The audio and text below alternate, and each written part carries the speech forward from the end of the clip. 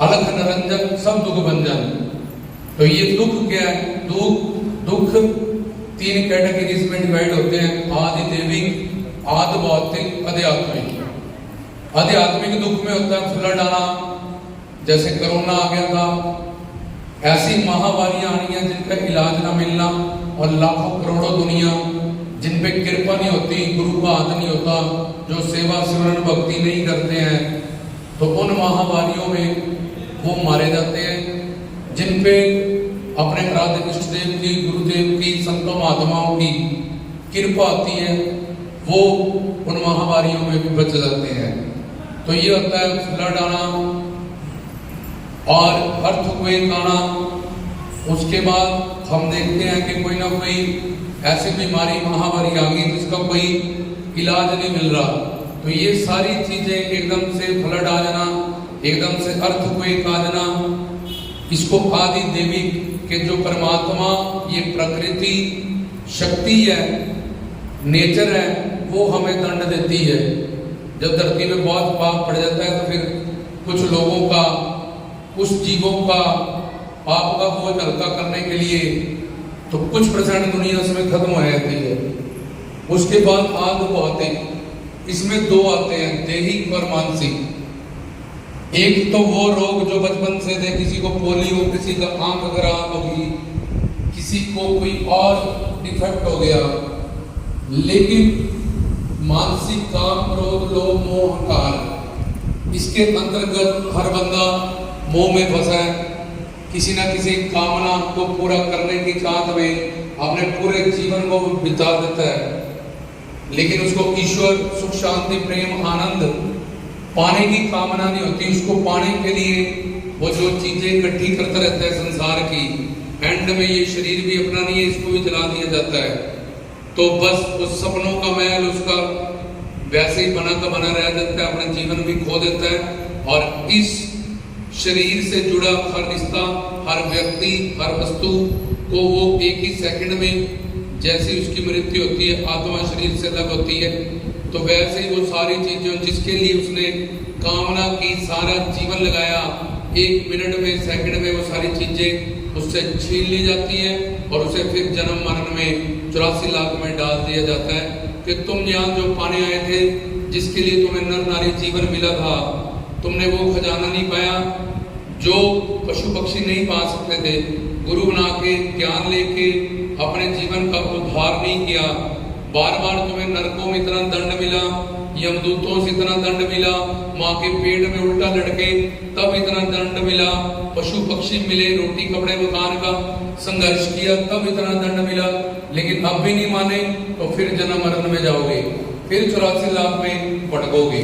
तो ये काम, क्रोध, लोभ, मोह, अहंकार के दुख और फिर वात, पित्त, कफ के बिगड़ने से जिन लोगों को पता नहीं है कि क्या खाना चाहिए, कब खाना चाहिए, कितना खाना चाहिए, तो उनका वात, पित्त, कफ बिगड़ने से 148 तरह के रोग लग जाते हैं। और अगर हम नेचर का और वात, पित्त, कफ का अपनी बॉडी के साथ प्रकृति का बैलेंस बनाए तो हम उन रोगों से मुक्ति पा लेते हैं। संतों के माध्यम से, आयुर्वेद के माध्यम से, जब किसी संत महात्मा ईश्वर कृपा से सेवा सिमरन भक्ति करने जाते थे, हमें रास्ता मिल जाता है कि हम जो दुख, जो रोग बचपन से नहीं थे, बाद में लगे हैं, उनसे छुटकारा पाने के लिए।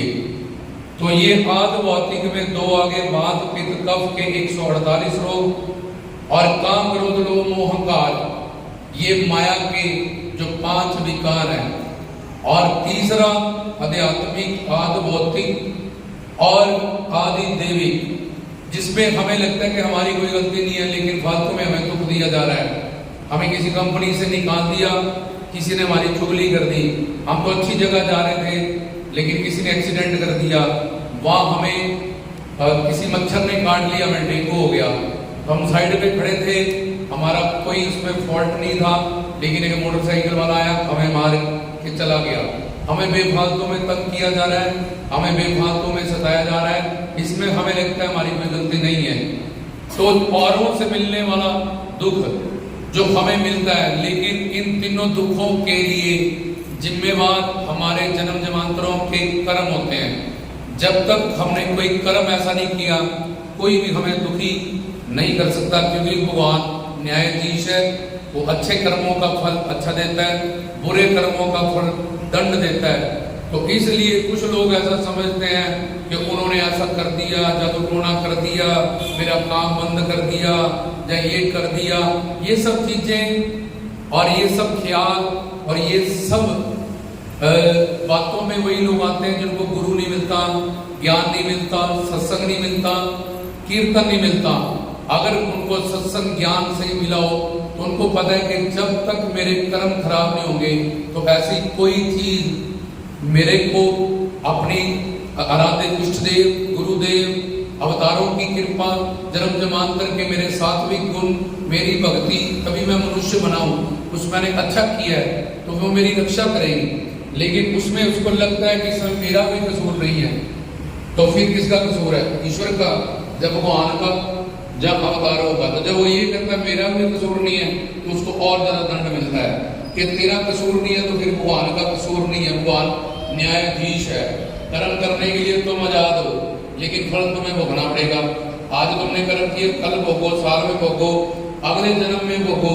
जो भी एक्शन करोगे उसका रिएक्शन तुम्हारे पास आएगा, और तुम रिएक्शन के लिए प्रिपेयर नहीं होते कि मैंने ऐसा कर दिया, तो इसके अब जो तुमने कर दिया उसका रिजल्ट होगा, वो तेरी झोली में वो फल तुझे खाना पड़ेगा, क्योंकि तूने एक्शन किया था।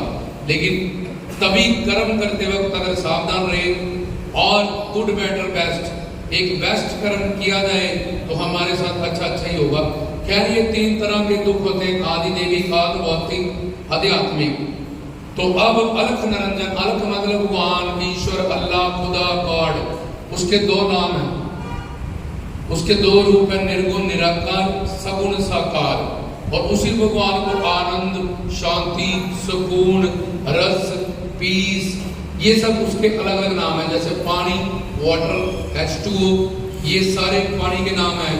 सन, सूर्य, रवि, ये सब सूर्य के नाम होते हैं। इसी तरह से जैसे तुम्हारी माँ है, उसको कोई मदर कहता है, कोई मॉम कहता है, कोई मासी कहता है, कोई बुआ कहता है, कोई नानी कहता है, कोई दादी, लेकिन वो एक है।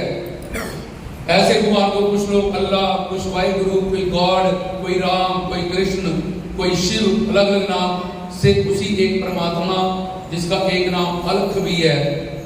तो अलख निरंजन, अंजन होता है कलंक। हम पे माया के बहुत सारे कलंक लगे हैं। पहला कलंक कि हम जन्म रहे हैं, मर रहे हैं, फिर जन्म, फिर मरण, फिर जन्म, फिर मरण। दूसरा, अभी तक गीता, रामायण, भागवत, किसी ग्रंथ, पंथ, संत का ज्ञान जो हमें वो देने आए, इतने अवतार, इसे इतने ऋषि मुनि, इतने ग्रंथ, 4 वेद, 6 शास्त्र, 18 पुराण, 27 स्मृतियां, 108 उपनिषद, भागवत, ये सब हम समझ नहीं पाए कि ये हमें क्या समझाना चाहते हैं। इन अवतारों ने हमें क्या समझाया, लीला करके गुरुओं, पीरों, संतों, हमने राजमा चावल, कड़ी चावल, घर परिवार, रिश्तेदार, ये मोह का सब नश्वर ज्ञान इकट्ठा करके रखा है। लेकिन जिससे हमारा कल्याण हो जाए, हमेशा के लिए दुख मिट जाए, उसका कारण मिट जाए, तो वो ज्ञान हमें आज तक नहीं मिला।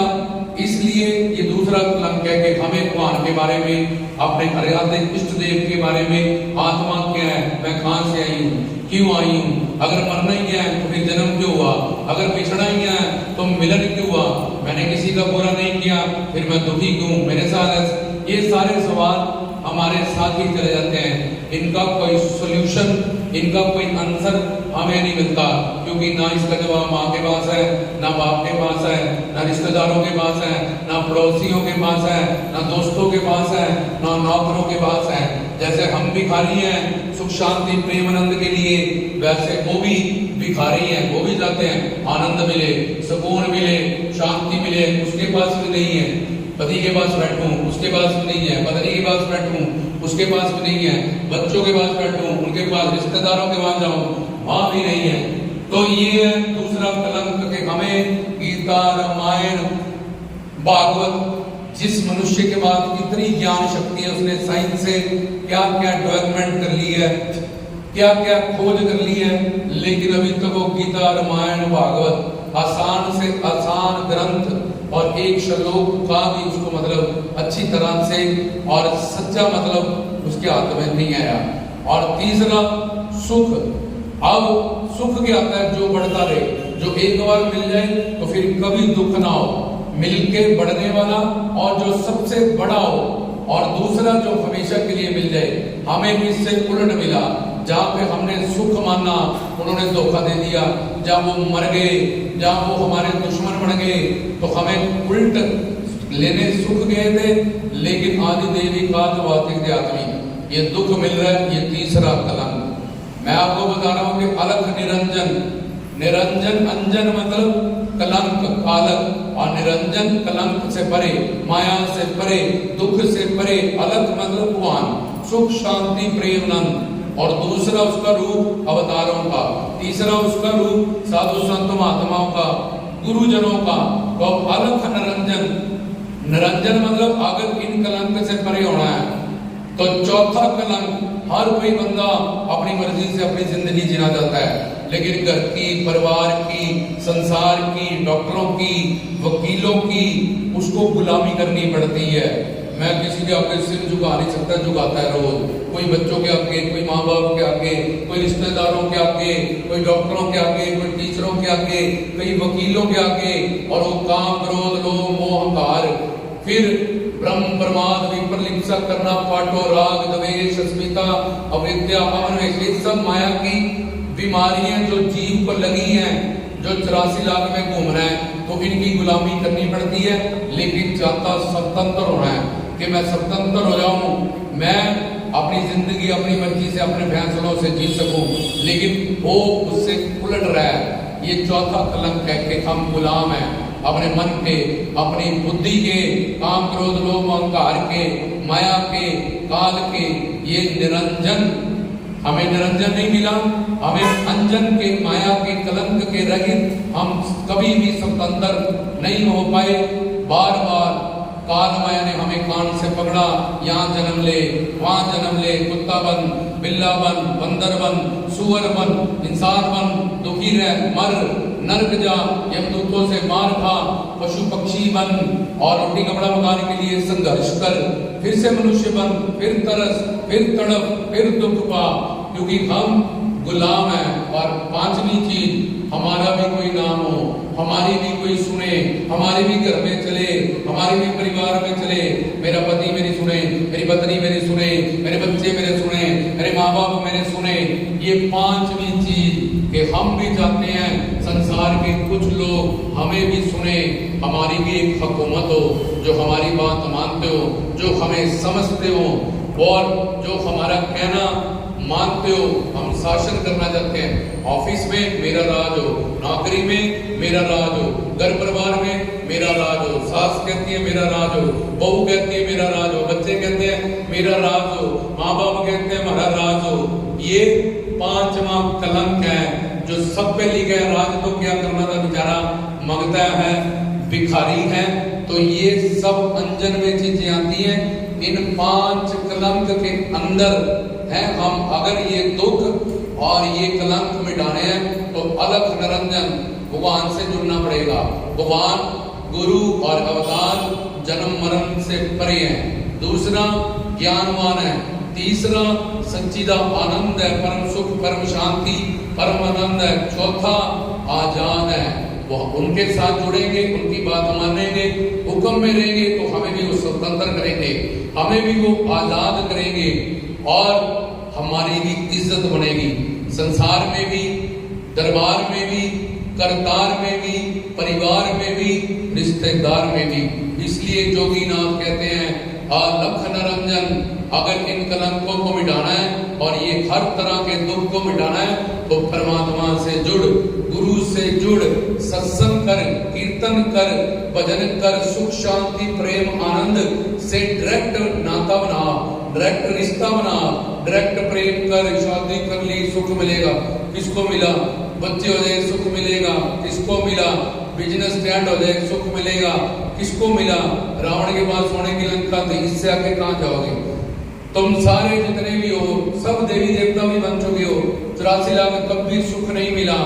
क्योंकि तुम केयर ऑफ चीजों में हम फंसे रहते हैं कि ये काम कर ले, पढ़ ले, अच्छी नौकरी ले ले, पैसा आ जाएगा, उससे एसी आ जाएगा, कूलर आ जाएगा। क्यों? क्योंकि सुख मिलेगा, शांति मिलेगी। अच्छा, तुम्हें सुख शांति चाहिए, इसका मतलब ये केयर ऑफ चीजें हैं। तो अगर तुम डायरेक्ट सुख शांति प्रेम आनंद से रिश्ता रखोगे, सेवा करोगे, प्यार करोगे, तो ये संसार की सुख शांति प्रेम आनंद और ऐशो आराम तुम्हारे पास अपने आप आ जाएगा। वो साचे दरबार की